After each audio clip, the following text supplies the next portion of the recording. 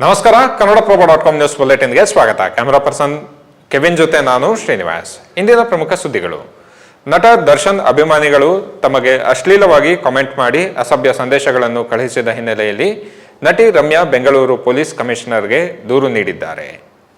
ರೇಣುಕಾಸ್ವಾಮಿ ಕುಟುಂಬಕ್ಕೆ ನ್ಯಾಯ ಸಿಗಲಿ ಎಂದು ಹೇಳಿದ್ದ ರಮ್ಯಾ ವಿರುದ್ಧ ದರ್ಶನ್ ಅಭಿಮಾನಿಗಳು ಟ್ರೋಲ್ ಮಾಡಲು ಆರಂಭಿಸಿ ಸೋಷಿಯಲ್ ಮೀಡಿಯಾದಲ್ಲಿ ರಮ್ಯಾಗೆ ಅಶ್ಲೀಲವಾಗಿ ಕಾಮೆಂಟ್ ಮಾಡಿ ಅಸಭ್ಯ ಸಂದೇಶಗಳನ್ನು ಕಳುಹಿಸಿದ್ದರು. ರೇಣುಕಾಸ್ವಾಮಿ ಮಾಡಿದ್ದ ಸಂದೇಶಕ್ಕೂ ದರ್ಶನ್ ಅಭಿಮಾನಿಗಳು ಮಾಡುವ ಸಂದೇಶಕ್ಕೂ ಯಾವುದೇ ವ್ಯತ್ಯಾಸವಿಲ್ಲ. ಇಂತಹ ಸ್ತ್ರೀದ್ವೇಷಿ ಮನಸ್ಥಿತಿಯ ಕಾರಣದಿಂದಲೇ ಸಮಾಜದಲ್ಲಿ ಅತ್ಯಾಚಾರ, ಮಹಿಳೆಯರ ಮೇಲೆ ದೌರ್ಜನ್ಯಗಳು ಹೆಚ್ಚಾಗುತ್ತಿವೆ. ಕೆಟ್ಟ ಕಾಮೆಂಟ್ ಮಾಡುವವರಿಗೆ ಪಾಠ ಕಲಿಸಲು 43 ಖಾತೆಗಳ ವಿರುದ್ಧ ದೂರು ನೀಡಿದ್ದು, ನನ್ನ ದೂರನ್ನು ಕಮಿಷನರ್ ಸ್ವೀಕರಿಸಿದ್ದಾರೆ. ದರ್ಶನ್ ಸುಮ್ಮನೆ ಇದ್ದು ತಪ್ಪು ಮಾಡಿದ್ದಾರೆ. ಫ್ಯಾನ್ಸ್ಗೆ ಇದು ತಪ್ಪು ಎಂದು ಹೇಳಬೇಕು ಅಲ್ವೇ ಎಂದು ರಮ್ಯಾ ಪ್ರಶ್ನಿಸಿದ್ದಾರೆ. ಇದೇ ವೇಳೆ ರಮ್ಯಾ ನೆರವಿಗೆ ಧಾವಿಸಿರುವ ರಾಜ್ಯ ಮಹಿಳಾ ಆಯೋಗ ಅಶ್ಲೀಲ ಕಾಮೆಂಟ್ಗಳ ಬಗ್ಗೆ ಕ್ರಮ ತೆಗೆದುಕೊಳ್ಳುವಂತೆ ಪೊಲೀಸ್ ಆಯುಕ್ತರಿಗೆ ಸೂಚನೆ ನೀಡಿದೆ. ಚಿನ್ನಸ್ವಾಮಿ ಸ್ಟೇಡಿಯಂ ಬಳಿ ಸಂಭವಿಸಿದ್ದ ಕಾಲ್ತುಳಿತ ಪ್ರಕರಣದಲ್ಲಿ ಪೊಲೀಸ್ ಅಧಿಕಾರಿಗಳ ಅಮಾನತು ಆದೇಶವನ್ನು ಸರ್ಕಾರ ಹಿಂಪಡೆದಿದೆ.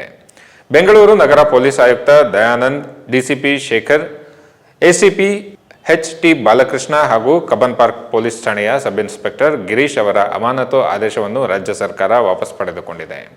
ನಿಯಮಾವಳಿಗಳ ಪ್ರಕಾರ ಅಮಾನತು ಆದೇಶ ರದ್ದುಗೊಳಿಸಿ 4 ವಿರುದ್ಧ ಇಲಾಖಾ ತನಿಖೆಗೆ ಆದೇಶ ಹೊರಡಿಸಿದೆ. ವಿಕಾಸ್ ಕುಮಾರ್ ಅವರನ್ನು ಅಮಾನತು ಮಾಡಿ ರಾಜ್ಯ ಸರ್ಕಾರ ಹೊರಡಿಸಿದ್ದ ಆದೇಶವನ್ನು ಕೇಂದ್ರೀಯ ಆಡಳಿತಾತ್ಮಕ ನ್ಯಾಯಮಂಡಳಿ ಈ ಹಿಂದೆಯೇ ರದ್ದುಗೊಳಿಸಿತ್ತು.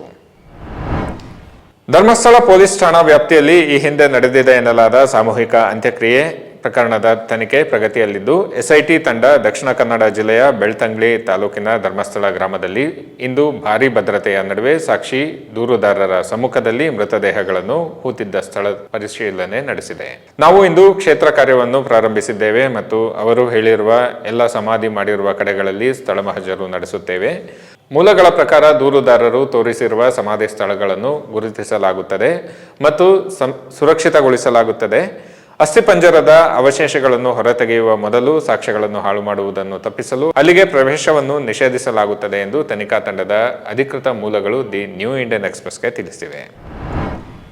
ಮೈಸೂರಿಗೆ ನಾಲ್ವಡಿ ಕೃಷ್ಣರಾಜ ಒಡೆಯರ್ ಅವರಿಗಿಂತಲೂ ಸಿಎಂ ಸಿದ್ದರಾಮಯ್ಯ ಹೆಚ್ಚು ಕೊಡುಗೆ ನೀಡಿದ್ದಾರೆ ಎಂಬ ಹೇಳಿಕೆಗೆ ವಿಧಾನ ಪರಿಷತ್ ಸದಸ್ಯ ಯತೀಂದ್ರ ಸ್ಪಷ್ಟನೆ ನೀಡಿದ್ದು, ಯಾವುದೇ ಕಾರಣಕ್ಕೂ ಕ್ಷಮೆ ಕೇಳುವುದಿಲ್ಲ ಎಂದು ಹೇಳಿದ್ದಾರೆ. ಮೈಸೂರಿನಲ್ಲಿ ಮಾತನಾಡಿದ ಅವರು, ನಾಲ್ವಡಿಯವರ ಕೊಡುಗೆಗಳನ್ನು ಗೌಣ ಮಾಡಬೇಕು ಎಂದು ಹೇಳಿಲ್ಲ. ಮೈಸೂರು ಅಭಿವೃದ್ಧಿಗೆ ನಾಲ್ವಡಿ ಅವರನ್ನು ಬಿಟ್ಟರೆ ಅತಿ ಹೆಚ್ಚು ಅನುದಾನ ಕೊಟ್ಟಿರುವುದು ಸಿಎಂ ಸಿದ್ದರಾಮಯ್ಯ ಎಂದು ಹೇಳಿದ್ದೇನೆ. ಬಹಿರಂಗವಾಗಿ ಕ್ಷಮೆ ಕೇಳುವುದಿಲ್ಲ ಎಂದು ವಿಪಕ್ಷಗಳ ಆರೋಪಕ್ಕೆ ತಿರುಗೇಟು ನೀಡಿದ್ದಾರೆ. ಮೈಸೂರಿನಲ್ಲಿ ಸಿಂಥೆಟಿಕ್ ಡ್ರಗ್ಸ್ MDMA ತಯಾರಿಕಾ ಘಟಕ ಪತ್ತೆಯಾಗಿದ್ದು, ಕೋಟ್ಯಂತರ ರೂಪಾಯಿ ಮೌಲ್ಯದ ಮಾದಕ ವಸ್ತುಗಳನ್ನು ಜಪ್ತಿ ಮಾಡಲಾಗಿದೆ. ಖಚಿತ ಮಾಹಿತಿ ಮೇರೆಗೆ ಮಹಾರಾಷ್ಟ್ರ ಪೊಲೀಸರು ಮತ್ತು ಮೈಸೂರು ಪೊಲೀಸರ ಸಹಯೋಗದಲ್ಲಿ ಮೈಸೂರಿನ ಹೊರವಲಯದ ರಿಂಗ್ ರಸ್ತೆಯಲ್ಲಿರುವ MDMA ತಯಾರಿಕಾ ಘಟಕದ ಮೇಲೆ ದಾಳಿ ನಡೆಸಿ 6 ಮಂದಿಯನ್ನು ಬಂಧಿಸಲಾಗಿದೆ. ಮಹಾರಾಷ್ಟ್ರ ಪೊಲೀಸರು ಡ್ರಗ್ಸ್ ತಯಾರಿಕಾ ಘಟಕದ ಮೇಲೆ ದಾಳಿ ಮಾಡಿ ಪರಿಶೀಲನೆ ನಡೆಸಿದ ವೇಳೆ ಕೋಟ್ಯಂತರ ರೂಪಾಯಿ ಮೌಲ್ಯದ MDMA ಹಾಗೂ ಅದರ ತಯಾರಿಕೆಗೆ ಬಳಕೆ ಮಾಡಲು ಸಂಗ್ರಹಿಸಿಟ್ಟಿದ್ದ ಕಚ್ಚಾ ವಸ್ತುಗಳನ್ನು ಜಪ್ತಿ ಮಾಡಲಾಗಿದೆ.